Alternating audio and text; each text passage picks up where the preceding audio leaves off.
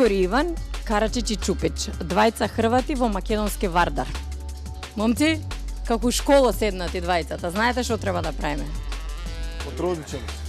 Потрудit ćemo se. Ajde. Се договоривме предходно, знаете, нема да објаснувам, асоцијација играме, јас ви кажувам еден збор, вие веднаш пишувате прво што ќе ви текне. Ќе пишувате зборови, предпоставам, можете реченица, може да нацртате. Изборот е? Nema prepisivanja, ja pišem. А ти? Ja pišem. Старт. Може? Прв збор. Јуре. Јуре иначе е кондициониот тренер на Вардар, кој што ги малтретира во теретана. Така они вика дека ги малтретира. Физички ги оптоварува многу и дали тоа им прија или не, сега ќе видиме. Готово? Толку брзо? Супер. Ајде. Листот. И коментирај. Кондиционен тренер кажав дека е јас. Ама добро, ама дали те малтретира, мене ме интересира. Znači greška. Da, mnogo. Znači, ovaj tjedan 10 puta teretana i trčanje, ne bi ga gledao ovih sljedećih godinu dana. Toliko od mene. Јуре, пази што кажа Игор за тебе. Следниот тренинг претпоставувам дека ќе биде многу лесен. Нели? A ja nisam pogodio. U nas jure auta. Tako da sam ja mislio da ima neku jurnicu auto tu ispred je samo za nas. Ali očigledno nije. Супер! Па баш добро, гледаш како? Па тоа те Ja sam mislio da асоцира. imamo auto tu ispred. Ima ovo snimanje, ali ništa. Na kraju Dobar. Jura me maltretira. Na kraju me Jura i maltretiraju teretani i sad sam izgubio. Следен збор, спремни? Музика.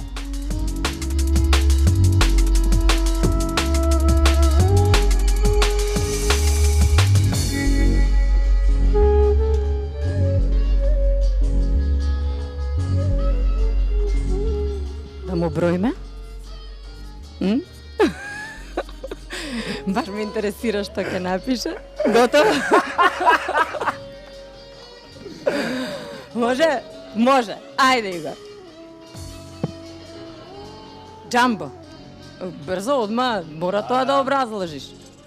Pa je ovako, pošto smo ja i Jumbo od 0 do 24 sata zajedno, čovjek se budi sa muzikom, čovjek jede sa muzikom, čovjek spava sa muzikom, jednostavno kad mi spomeneš muziku, asocira me na njega i upravo sve, znači srpske pjesme što znam, zahvalan sam njemu da sam od njega naučio. Eto, hvala mu, to je Jumbo moj. Ајде да видиме. Иван. Вау, Северина! Ја сакаш Северина? Mene Severina nije naučila muziku ko Jumbo Karu, ali imam dosta prijatelja koji vole Severinu i stalno je slušaju. Tako da kad neko kaže muzika na Balkanu, mene odmah asocira na Severinu.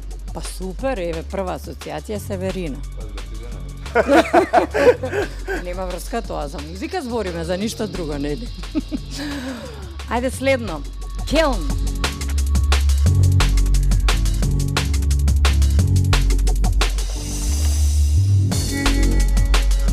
Ja sam cijelo vrijeme malo bježao od Vardara, ali evo me nazad. Vardar. Супер, Иван. Znači, došao sam tu da odem u Keln sa Vardarom. Ovdje su mnogi još par godina prije mene došli i sigurno sanjaju Keln sa Vardarom. Ja sam bio tamo, ali u drugim majicama, a sad se nadam da ću u crveno-crnoj biti. Znači, moj izbor je Čupić i Štrlek. Znači, kad meni spomenete Final Four, jednostavno kroz reprezentaciju, to već pričamo 4-5 godina, non stop su na Final Fouru svake godine i uvijek su treći, evo ga. Hvala Bogu, ove godine su bili prvaci i nekako me sad to asocira cijelo vrijeme na njih dvojica, ali smo stvarno odlični prijatelji i nekako kroz priče smo uvijek to provlačili, uvijek Final Four, Keln, Final Four, Keln, Kielce, evo Kielce osvojilo i evo sada je naš Čupić došao tu, sad je on stavio Vardar i nadam se ove godine da će nas on upravo odvesti tamo gdje zaslužujemo već biti 3-4 godine. Ајде, следен збор е Рио.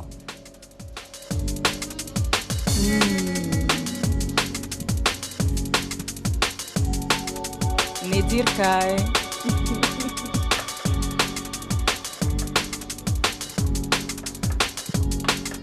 По еден збор. Emocije. A ništa, evo to, ta olimpijada se trebala doživjeti stvarno, to je jedno veliko iskustvo, ali sigurno da smo svi očekivali da ćemo se popeti na neko postolje, da ćemo osvojiti neku medalju i da ćemo se vratiti u Hrvatsku, eto, sa medaljom oko vrata, ali desilo nam se to što se desilo, da smo ispali u četvrtfinalu. Jednostavno sve se okrenulo nekako protiv nas i ono što moramo spomenuti, znači imali smo karte tek za 5 dana da idemo doma, ali kolika je to tuga bila stvarno poslije utakmice i kolike su emocije nam prevladavale, da smo sami sebi kupovali na kraju karte, da smo bježali iz toga Rija, jer jednostavno nismo to mogli prežaliti. Evo, mislim da neće cijeli život upravo moći prežaliti taj Rio, jer to je možda jednom samo u životu doživiš tu olimpijadu i na kraju kad ne uspiješ uraditi nešto veliko, onda to ostavi trag cijeli život na vašoj koži, ali evo, Bože moj, nadam se da će biti neka druga i da ćemo zajedno uspjeti nešto opet odraditi. Dobro, da li isto mišljenje deli Ivan? Ajde da vidim ti što piše. Što je? U nas se kaže tužan, a po naški se može reći tugana. Znači još gore od svega. Tipično, znači hrvatski, tugana. Da. Ja sam još tužniji nego prije Londona, iako sam Londonu osvojio medalju sa reprezentacijom, ali nisam osvojio zlato.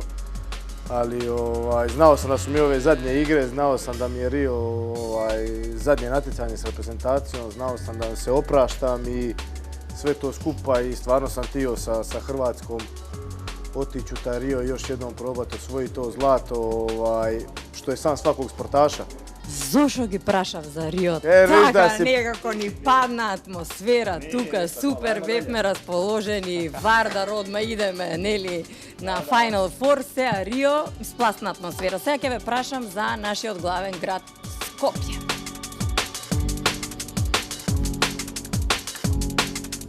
Кој? Evo, ja ću. Evo, Skoplje, jedan zbor, a zato što je jedan. Dobro. Ispašće da sam negativan.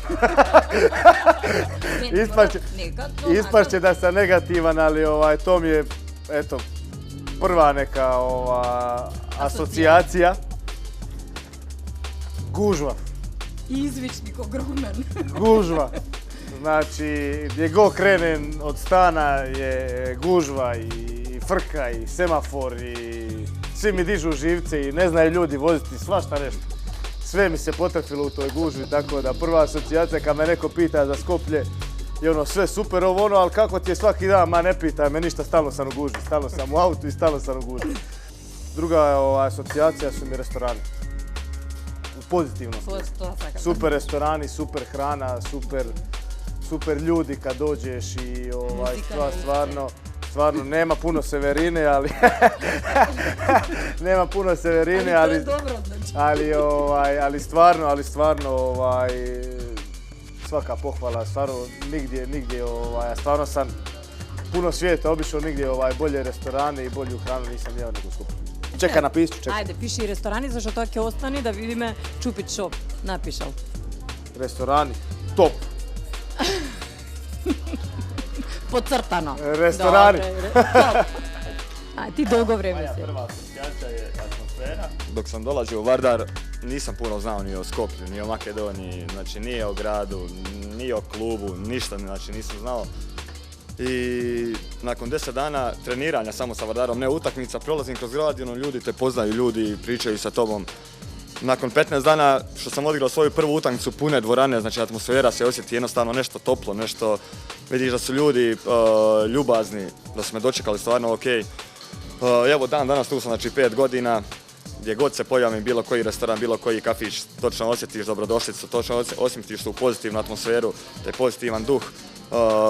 O dvorani, o našim navijačima, znači da ne pričam, oko god dođe, uklopi se odlično i kao da su tu već 100 godina i to je ono što me prvo asocira, znači kad spomeneš Skoplje, Vardar, moj grad, jednostavno, normalno, Vardar je uvijek na prvom mjestu, ali kad spomeneš, znači cjelokupno, to mi je neka atmosfera tu, neka pozitivna atmosfera i ljubaznost ljudi.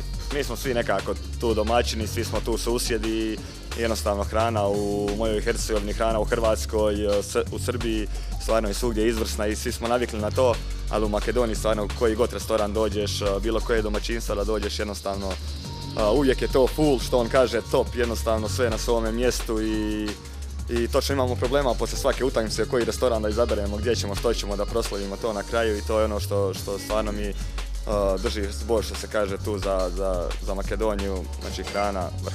Не планирав овој сега збор следен што ќе биде и последен, да ви го кажам, ама ми текна нешто претходно што правевме едно интервју со Иван и може сега да ви го поставам, да ви го кажам зборот. Шофер.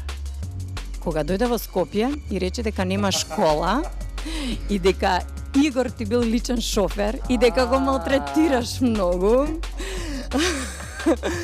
Така, Браво, така, вистина. Могу написам, могу Ајде, напиши. Pa ću još jednom obrazložiti. Ајде, ваши. А тебе на прво што те асоцираш, еве не мора да напишеш. Ne znam, sad neko ono obrazloži, ja ću se... Ајде, мире, баш она, знаеш, приказната. Evo, iskidaj ovoga šofera, stavi karmu. Znači, već sam ti to objasnio, malo si me morala posjetiti. Да. Jer sam dobio auto pa sam ga zaboravio. Ама оваа гужва скопска може и добро ќе беше да немаш ауто. A kad me on vozio, onda nisam razmišljao da je gužva, nego samo sjedneš u auto i voziš se od točke A do točke B. Супер, а ти што ни напишал меѓу време? Asocijacija je, znači, naš dragi vozač dragi. Znači, dolazi po nas na aerodrom, s aerodroma, bilo gdje treba u Hrvatsku, u Srbiju, non stop je sa nama. Što da kažem za njega, stvarno odličan čovjek. Evo, već nekoliko godina je tu sa nama i on nam je dosta stvari pokazao i usput i prvenstveno kako se treba odnositi prema tome putu. Mi smo jednostavno taki u busu, daje malo uvijek zezancije, neka atmosfera ali mislim da i mi njega cijenimo, ono što on zahtijeva od nas da ga cijenimo stvarno i da smo našli taj jedan korektan odnos između, znači, našeg dragog i nas i da je to neki skladan odnos za sada. Битно е да ги спомнеме и тие луѓе кои што не се толку експонирани, нели, и покрај играчите и тренерите, еви луѓе кои што се заслужни за успесите на Вардар. Убаво се поминавме, не знам ја, ептен убаво вие, со асоцијативе, малце да се оттргнеме.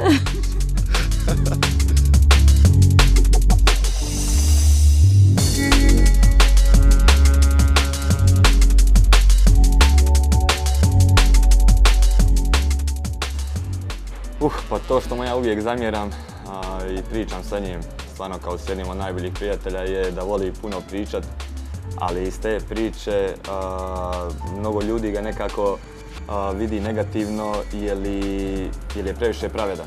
I onda on u toj pravednosti nekako hoće da raskaže sve, da hoće da kaže sve kako i šta je i nekako nekad bude malo loš utjecaj na ljude, malo ga ljudi drugačije dožive dok ga ne upoznaju.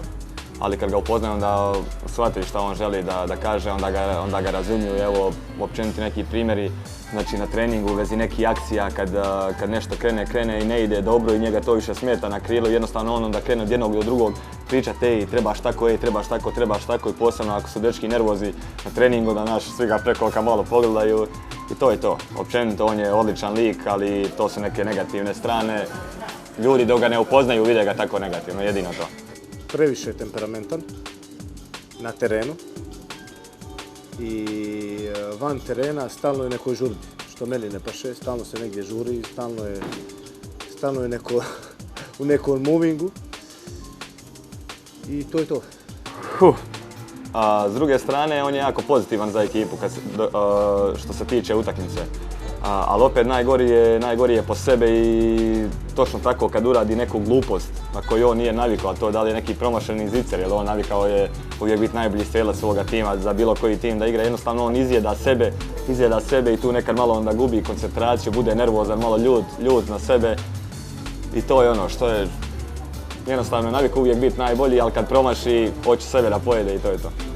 Onda je lud i nervozan, Pa on je veliki gurman, znači to se nekad i vidi na njemu i onda se uhvati 5-6 dana da malo zbacite kile, da smrša, ali ono što mogu reći za Skoplje, da se tu sad stvarno, iako voli hranu mnogo, da se tu dosta pazi i gdje god sjednem u prvom je uvijek salate, znači dajem salatu, da mu se to ne vidi na terenu, hoće da bude uvijek spreman. I ja mogu reći trenutno za Skoplje da je salata mu je, znači, omiljeno jelo, a za ovo prije što je bilo, to neka ostane što. Čekaj, to ću znati čak i na makedonski. Rižoto so plodovi mora. Se tako kaže? Morski plodovi, znam. Morski plodovi. Pa muziku, on općenito voli hrvatsku muziku, voli hrvatsku zabavnu muziku, da li je to Severina, da li je to Džiboni, da li je to ne znam što. Voli se opuštati dosta iz Olivera i naše dole dalmatinske pjesme. Mislim da je to ono klape, to je ono što njega opušta, što ga drži. A Bože moj, kao svi mi, voli se naravno opustiti uz neke narodnu muziku, što nam Džambo pušta, što nam Džambo daje i to je to. Muzika. Pa koliko ja znam sluša sve, ali malo prije čak rekao malo više srpske muzike nego hrvatske, vjerojatno se druži puno sa Džambom pa mu je utuvio u glavu da je to najbolja muzika, tako da voli, koliko znam, voli sve, ali više mislim da je za srpsku muziku. Pa ja volim njegov styling, jednostavno da li je to sportski styling ili da li je to neka street verzija njegova, jednostavno uvijek je usklađen, znači primjerno je obučen uvijek i jednostavno zna izabrati za pravi trenutak što treba. Njegov styling, pa on je naš maneken. On je maneken u slačionici, stalno je u stylingu, stalno je u modi, on je naš fashion guru. Pa dosta puta smo pričali o tome, on uvijek govori da je tu 178 do 180, 181, tu se traži u 2-3 cm, ali ja mu uvijek kažem da je tu veličine ko Roberto Carlos, na 1,68 m, naravno zezam se i mi ga zovemo mali, ali mislim da je to njegov 178, 179, da ne može preko, ne može šanse. 193. Sam pogodio? Ne znaš? Ja sam mislio da znaš.